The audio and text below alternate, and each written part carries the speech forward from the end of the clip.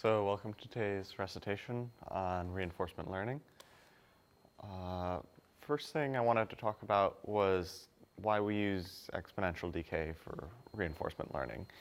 You know, it seems like a very specific choice, and I wanted to make kind of the motivation clear on that. So you can suppose we have a value function that allows us to possibly attain these different rewards at the different time steps. You know, maybe it's doing something correctly, maybe it's like getting a piece of cake and eating it. And sometimes it's explicit and sometimes it's implicit. Like when you're actually making explicit trade-offs between what you're planning on doing or what you are training your network to preferentially do. Like when you're using it as a reward function for training it.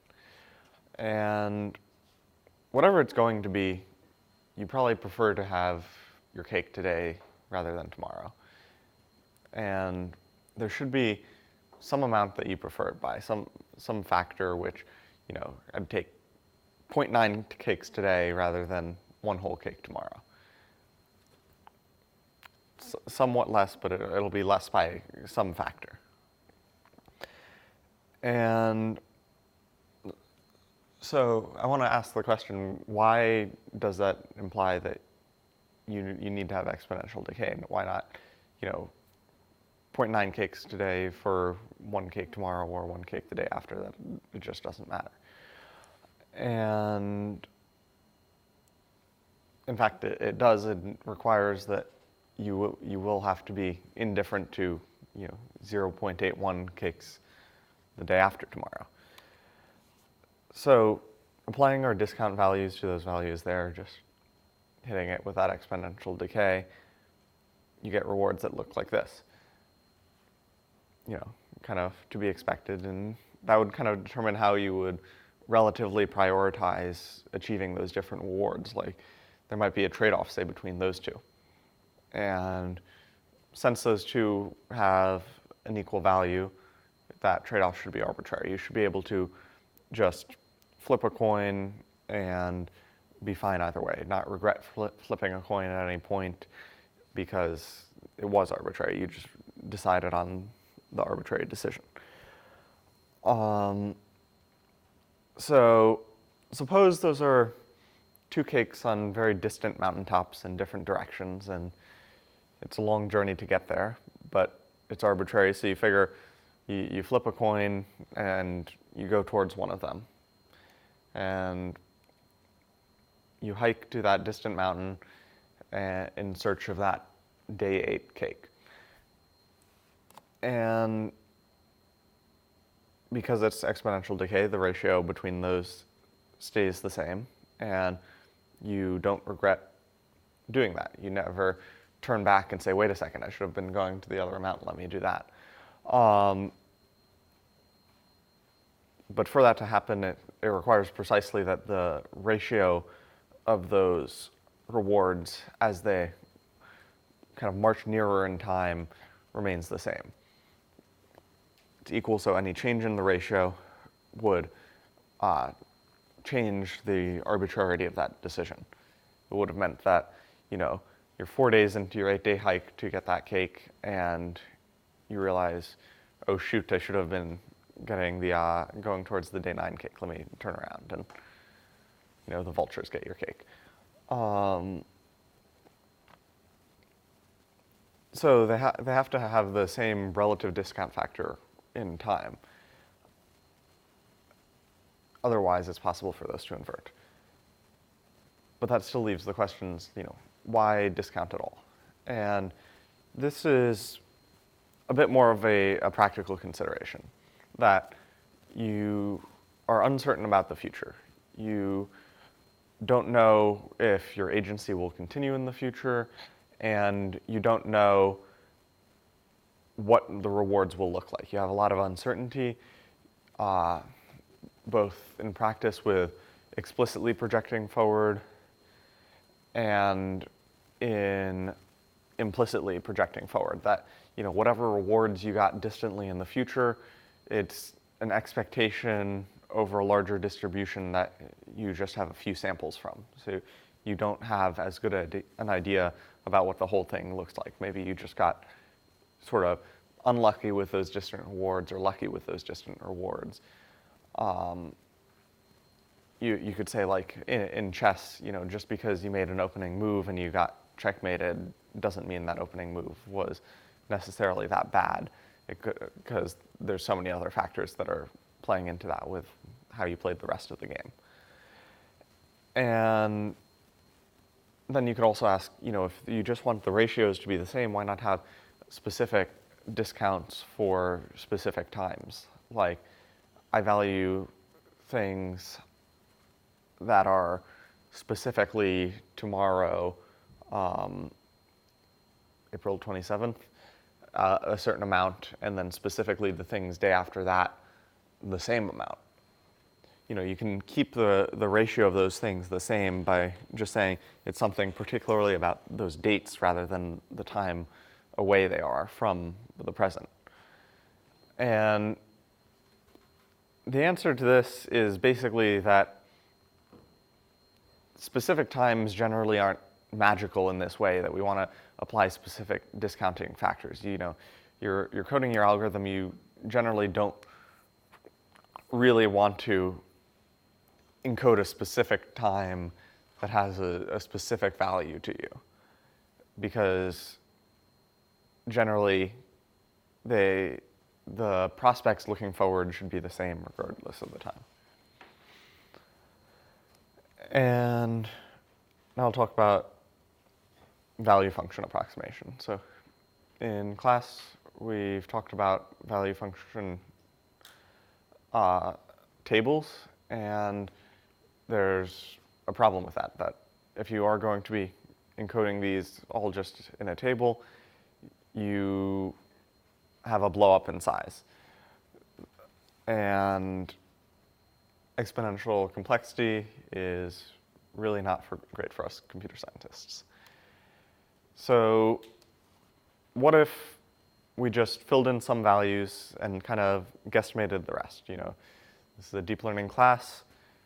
We're working with sophisticated guesstimators. Why not try that? And that's exactly what we do. You do value function approximation, and we have two varieties of that. We can either estimate the value of a particular state of the world, in which case we have to have an explicit model of the world to create a policy. Or policy would be generally greedy or epsilon greedy, where we look at the states that would be induced by us taking a certain action, and we either always take that action or take that action 1 minus epsilon portion of the time. Alternatively, you can do Q-learning, which is explicitly learning over state-action pairs.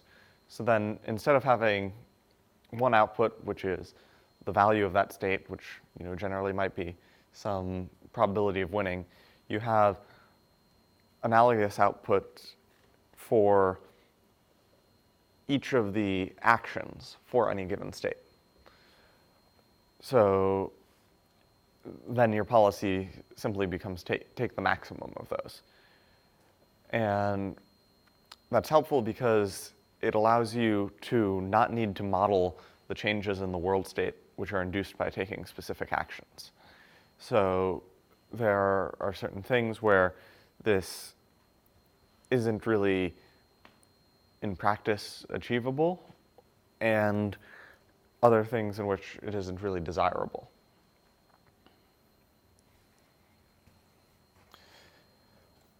So just as an exercise, I wanted to ask,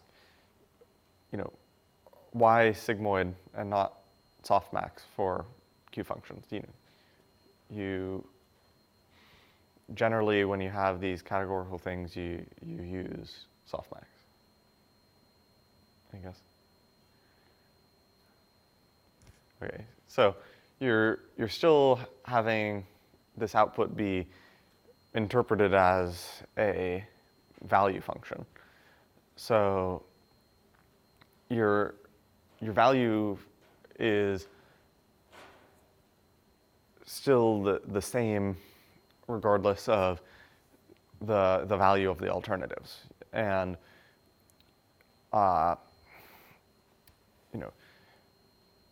sigmoid is monotonic, so you don't have to worry about your policy induced by just taking the maximum one changing at all.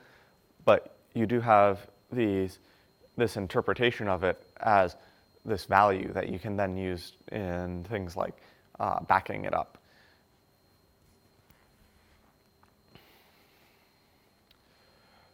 So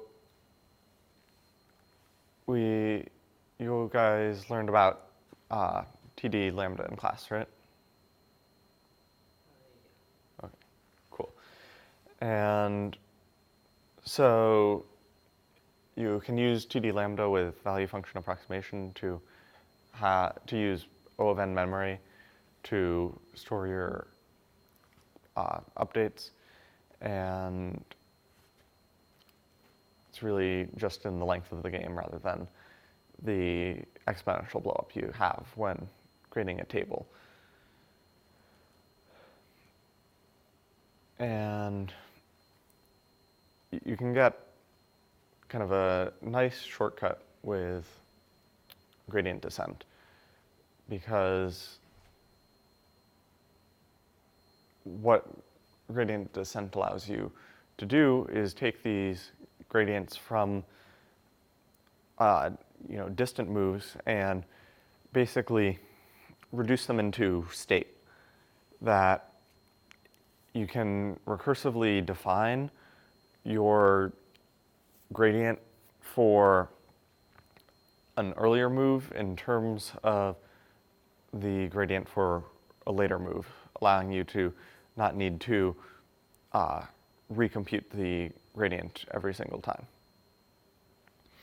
So naively, you're looking at how you change your value function for the first move of the game. You need to look at every other move of the game to see basically the adjustments that those would be pushing and the ground truth of the value function. But practically, what you're able to do is get the gradient for the last move of the game when it's ground truthed, and find the gradient, and then use that to find the gradient for the previous move, and use the gradient for the previous move to find the gradient for the move before. Accumulating these together, you can get better asymptotic complexity there.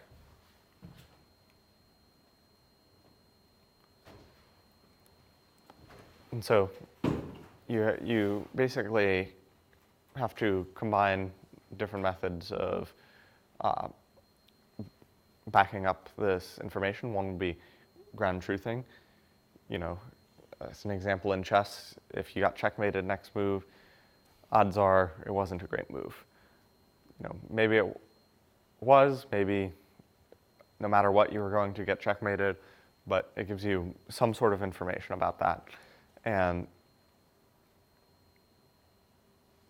you have probably that move or moves previously kind of led you astray and got you into that situation. And then you can leverage Bellman equations, which recursively define what the value function should be in terms of future value functions. So you have this sort of bootstrapping where you get some signal from, in the example of chess, the end of the game, just whether you won or lost. And then that gets your value function to be slightly better at estimating the probability than just random guessing. And then you try and improve it further by backing that up. Maybe just at the beginning, the value function is only quarter decent at estimating the probability of winning at really endgame moves. But then you back that up, and then you get into the mid-game, and it gets all right at guesstimating the value of mid-game moves or mid-game states.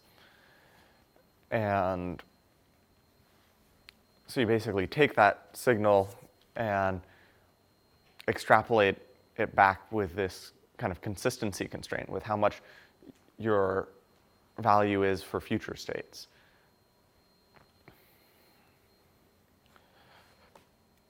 And down there you have the Bellman optimality condition and the Bellman equation. And so I mentioned before, sometimes a model of the world isn't actually available. If you have a robot or a self-driving car, you don't know exactly what the world state is going to look like. You don't know how your sensor inputs are going to change if a certain action is taken. And so that poses a problem if you want to do value function, if you want to use a value function, a state value function, because you don't know exactly what your state will be, which is induced by an action. So in terms of extracting a policy from that, you really would need to model the world. You really would need to figure out or have some sort of idea of what exactly will happen, how the machine's world state would change given that action. And in reality, that's unnecessary because you can model it as approximating the state-action pairs and simply have a model for what action you should take in that state, basically. And it's not always desirable either. You can basically avoid at least one level of ply. I'm not sure the familiarity with ply, but basically when you're talking about games, it's how many moves ahead are you looking. So in something like a chess engine, you would look ahead a few moves and then apply a heuristic. But in order to look ahead a certain number of moves, you have a sort of blow up of the state space because there are a whole bunch of moves which are possible. So you have to branch out to all of those and then apply your heuristics. By having Q-learning, you basically avoid one level of that ply since it's done implicitly in the value function. Does that make sense? All right.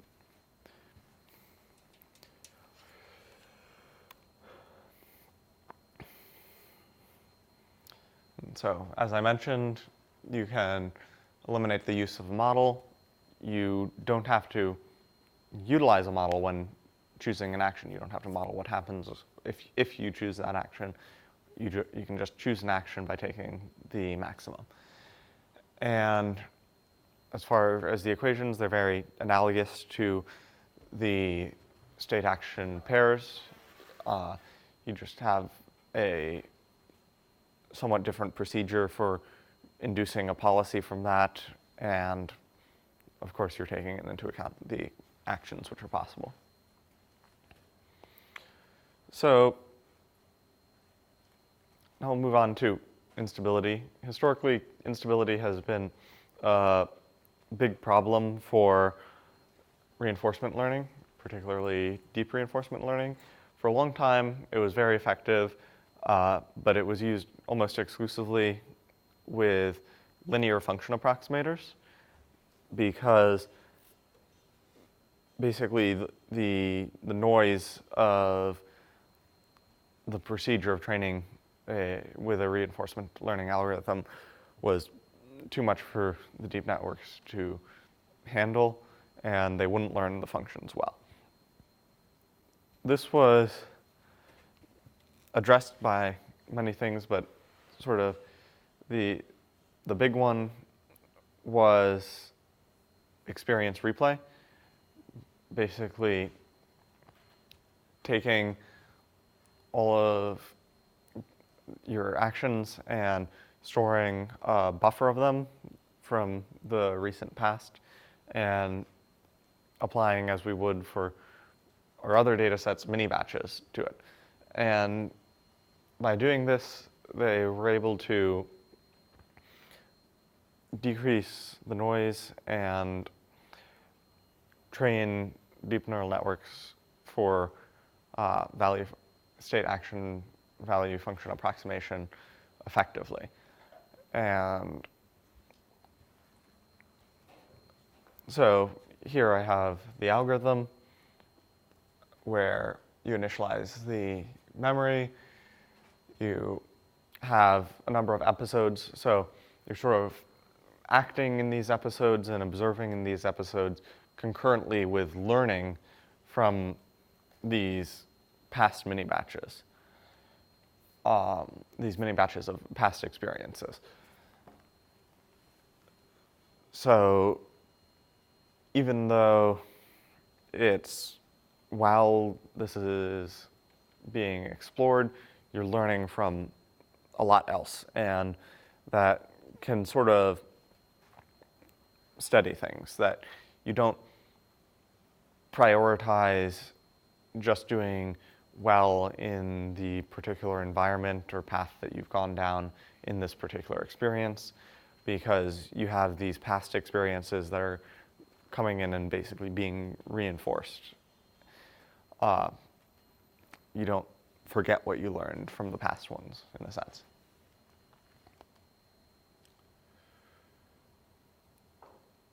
And so right there we have an epsilon greedy policy so that you can have some exploration of your state space. This is standard policy iteration. And you use a reasonably up-to-date action value function, but not the current action value function. So this is another consideration for the stability.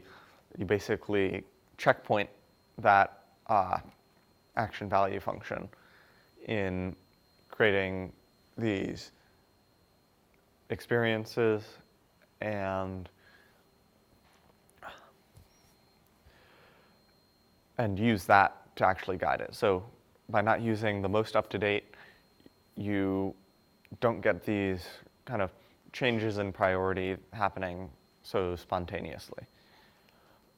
And what you're doing in the mini batches is you're reapplying your Q function to see what your action would have been taken, that would have been taken was for the past experience, and see how much that differs from the ground truth action value from that past experience.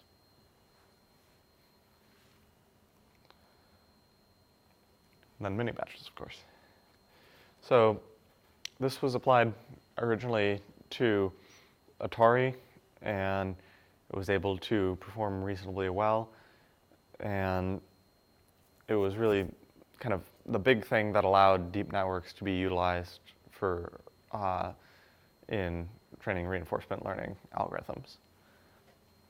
So next I wanted to go over the application of it to backgammon. And so backgammon was one of the first games in which deep reinforcement learning achieved superhuman performance. And that system was called TD Gammon, and this was all the way back in 1995. So that used, as the name implies, TD learning, just like you learned about in lecture. So first a small note on backgammon. Backgammon is a two-player game where you're basically racing in opposite directions, and you roll dice to see how much you can move, and you can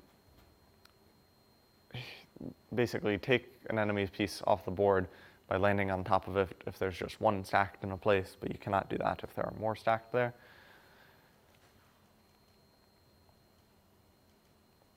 your goal is to get all your pieces basically done with the race before your opponent does.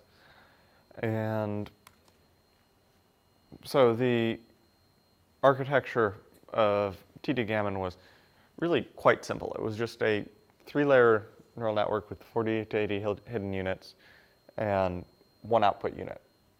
So this was state value functional approximation. And you had 198 inputs, as you can see there, and what those consisted of were binary indicators for in each of those positions, if the first through fifth pieces were there, and then a counter for the pieces that were there more than 5. You typically don't have many more than 5, so that wasn't kind of as important to explicitly represent. Then you have indicators for the values of the dice rolls and the number of pieces that are off the board and on the bar, which is basically temporarily eliminated, and you need to get them back into play at the beginning of the race.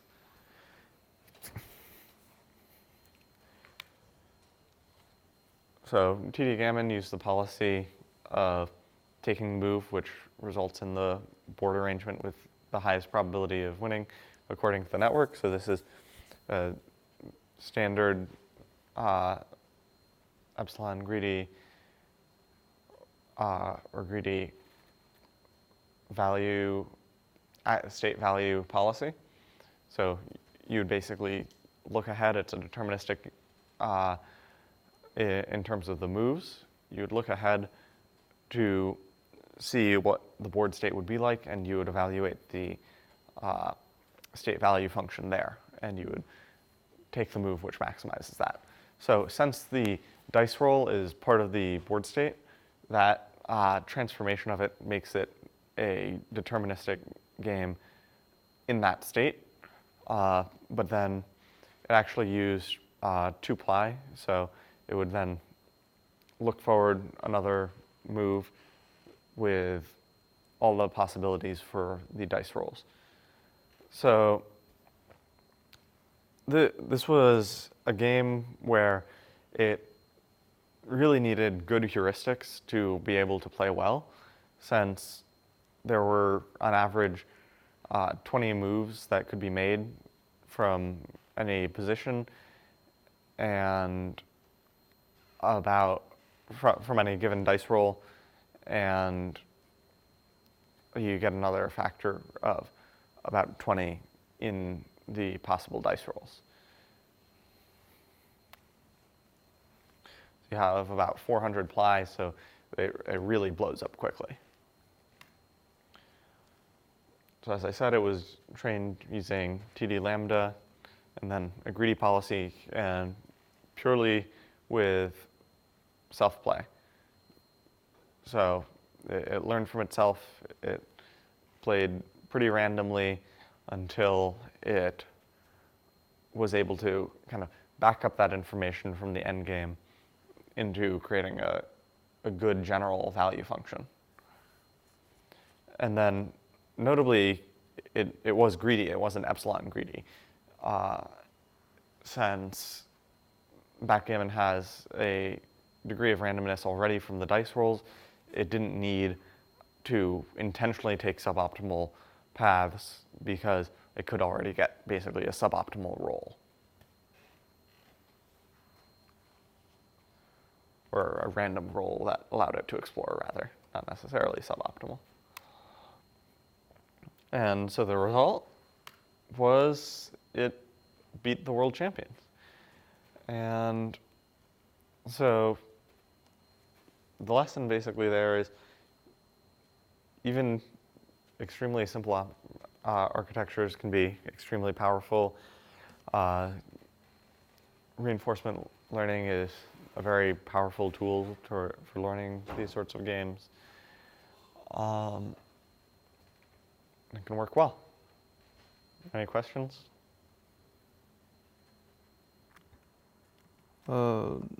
Since I'm not using my own environment, so I could not show you the game.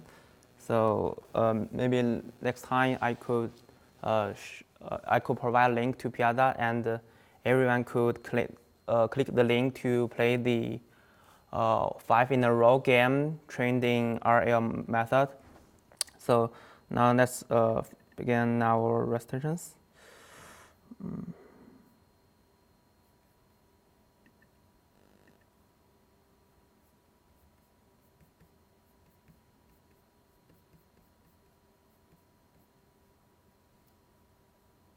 Okay.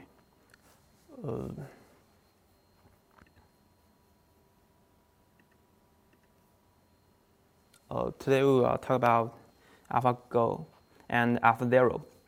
AlphaZero was invented about 3 years ago when researchers in Google invented RL models. The model could beat human Go players without any specific knowledge in Go. The special point in AlphaZero is there are one neural network called policy and value networks. The network take the chess as the input. You can see that there are black and white chess. They use the chess as input, and the output is there are 2 outputs. The first output is called the policy network. The policy network is pairwise output. I mean, every position in the chess has an output. The output means if we put a chess on the position, how much value we'll get. Another output is called value network. It is the evaluation of the current situation.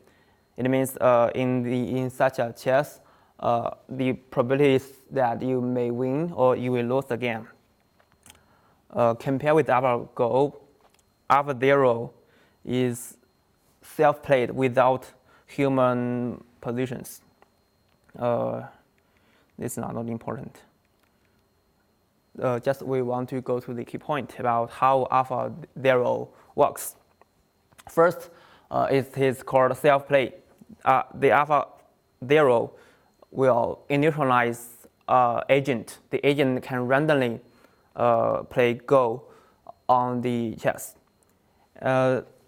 He will randomly play Go on the chess, and in the end, he will reach a situation he wins the game or he loses the game. So every time he will learn how the way he plays the game is good or not.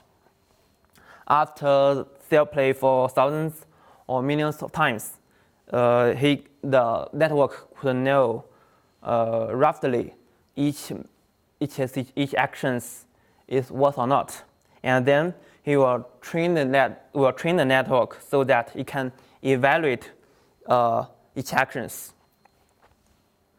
We can model the network as f and the parameters are theta. So the input are just the raw board. Everyone could put a chess on the board, and the output are 2 parts. The first one is move probabilities. It means, for example, for Go, we have 361 possible actions because we have 19 times 90 positions in the board. So the first output is a 361 dimensional vector. The second output is a value. It is an evaluation of the current board. So the model is modeled as f theta. The input x is the board, and the output is the action probability and also the value. Here are not important. Let's go quickly. Here shows how to self-play. To the self-play, the AlphaZero used a method called MCTS. MCTS is a search method. the method will search the best way to win the game. For example, first we have 1 point, the black point here, and then another player will have a white point. Then when to our turn, we have some possible actions. For example, in the Go chess, we have 361 minus 2 possible actions. He will choose the possible actions run in the same probability. He will use evaluation method to choose the position. The evaluation method is called U equals to Q. He will choose the maximum probability to extend the next position for action. So the first step is to select the position, and then he will expand his choice.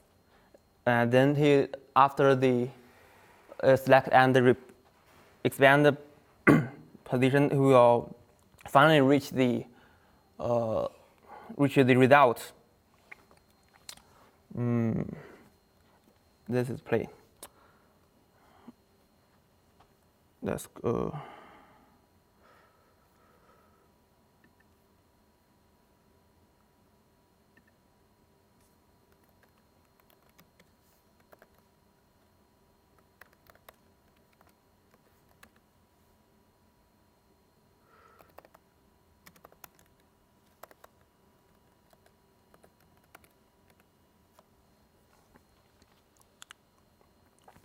So Tocket is cheap. Let's show this action by our codes. First, we'd like to talk about the AlphaZero briefly in 2 parts. The first part is called evaluation, a policy value network. It is for prediction.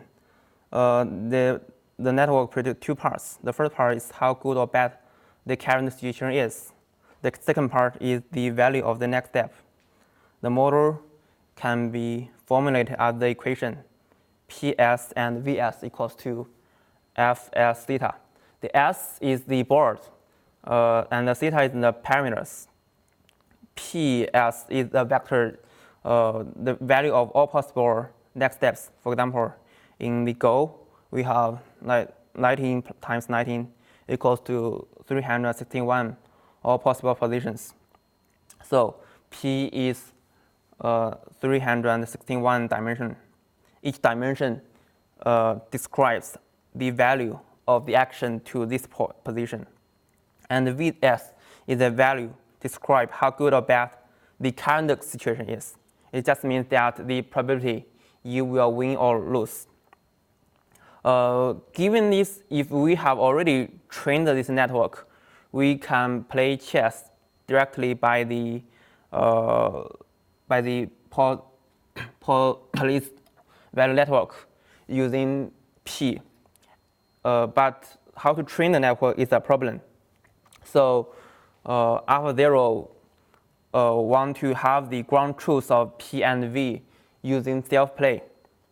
At the first beginning, he will have a blank board. And then 2 players using the randomly initialized F function to play the chess. And here we want to define some concepts. First is called SA to new S1. S and A to S1 means a case that we begin with situation S and we next take an action A. And finally, we will reach a final situation S1. And NSA is the count of visiting SA. S is the board situation, and A is an action. And QSA is equals to the sum of all the VS1 divided by the count of visiting S and A. So the MCTS would search out the action that has the maximum value of QSA plus FSA divided by 1 plus NSA. It means that at this position, the player has a higher probability to win. Every time the MCTS search method expand a node, NSA will be plus 1. So for different search, the method will expand different nodes. So now let's talk about the network. These codes are copied from an online repo. We will release that later in Piazza. First, we want to talk about how to model the policy value network. The policy value network, as we talked before, take the board as the input. So we just see the board as the image. We use the CNNs to extract features. The first part is to use several CNNs to extract the image features. You can imagine that you just see the board and you can have some features. The input of the network is a 3 times tensor. First dimension is 4. 4 means how you describe the board. For example, you have one method to describe the board, like the position you put your chess. The next description could be the next player to put your chess, and the third one could be your last step, and the fourth one could be the next player's last step. It depends on. It does not matter how many methods you describe the board. At least you can use only one description to describe the board. In the board, like 19 times 19, every position in the board could, if the value is 1, it means you put a chess on the position. If the value is -1, it means the next player put 1 chess on the position. If the value is 0, it means no chess is placed on that position. But with more detailed descriptions, you can train the network more easily. So the first dimension is 4 or whatever. It does not matter. The second 2 dimensions are the size of the board. Say, for example, we have in the Go game, we have 19 times 19 positions. So the next two dimensions of the input is 19 and 19. So we first use several convolution layers to extract features of the board as an image, and then we use the output for 2 usage. The first usage is to predict the action, to predict all the possible actions. So you could see that we use in MLP. The output features of the MLP is board width times board width. So it is a vector of all possible actions. Another output is a single value. So you can see the output here is a linear layer with output features 1. So this network will be our policy value network. And now the network is very easy. It's just for some simple try. The paper of the implementation of AlphaZero use the ResNet 50 as the feature extractors. So, but they will be much more slower for now try. So we just use a simple network to demonstrate the principles. Then here we talk about how to train the network. We will directly,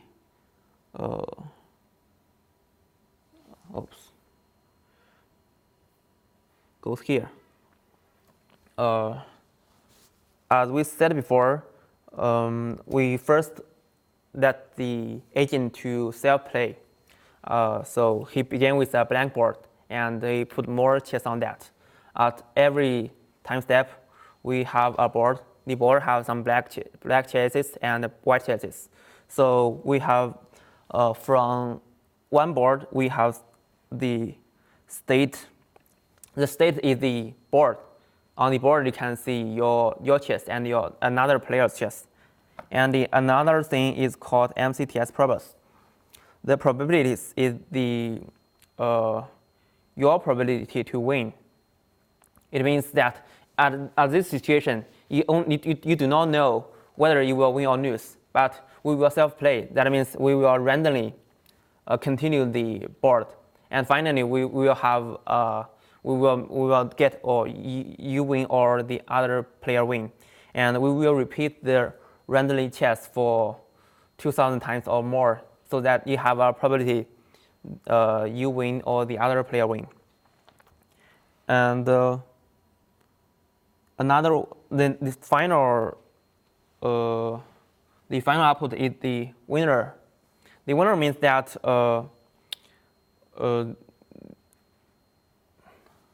the winner is at this position. The network predicts the probability you will win.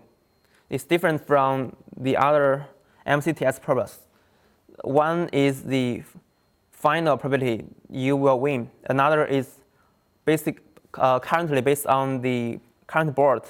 The network predicts you will win or lose. And then we will feed the current state to the network. We will get the model's output. That is the current situation.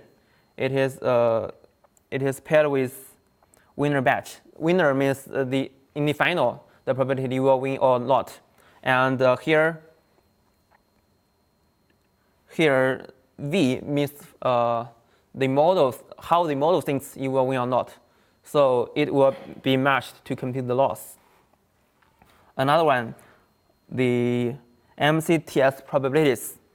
It is currently each steps at some position you will win or not. And here P is how the model thinks you will win or not. And they are also in a pair to compute the gradient. So having the current state, we can compute two things. And we also have the ground truth, so that we can apply optimization to tuning the network. This is how to train the network. But before that, we still need to know how to get the current state, also the MCTS probabilities, and also the winner probabilities. So we will use another function called MCTS alpha 0 to search the following games using the self-play idea. Directly go here. We have a MCTS player. It simulates your agent to self-play. Go to this function, get action. Here first we get all possible positions. Since it is not the beginning of the chess, some of the positions already have your chess or the other player's chess. So we first need to get the available positions, and then we will using the current board to apply MCTS to have MCTS search to get actions and the probabilities of all the actions. how to get the actions and the probability action probabilities is based on the equation here. For example, we have already have some chess on the board, and next you have the possible positions. For each position, you can compute the score here by this equation, and you play your chess on that equation, on that position, and then you shift your position in the game. You will work as another player, and you will search the other player's best position.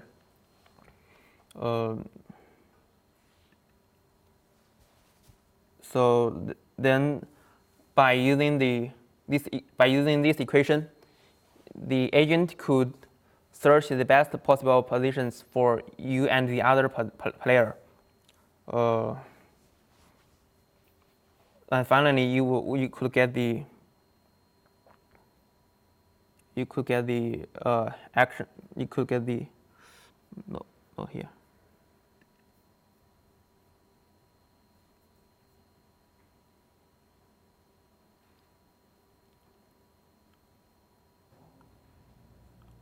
You could get the actions and their probabilities.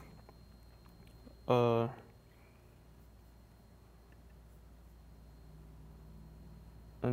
that seems to be all for the AlphaZero.